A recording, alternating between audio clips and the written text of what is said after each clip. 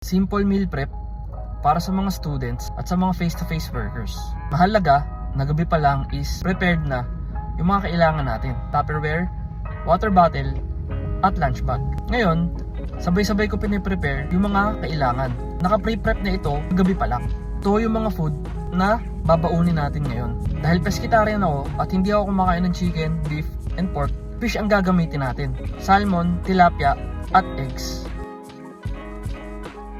Sinamahan na rin natin ito ng fruits for snacks. Nasa sa inyo na rin, gusto nyo magbaon ng whey. Optional lang ito. Okay din mag meal prep if ayaw mo nang kumain kung ano-ano sa labas. At if meron kang goal na body weight or meron kang goal na physique, makakatulong ito ng malaki para maabot mo yung mga goals mo. Importante rin na balance yung meal prep natin. May fiber, may fats, may protein, may carbs para makatulong sa performance natin everyday. I hope may natulong ito sa inyo. Nati out.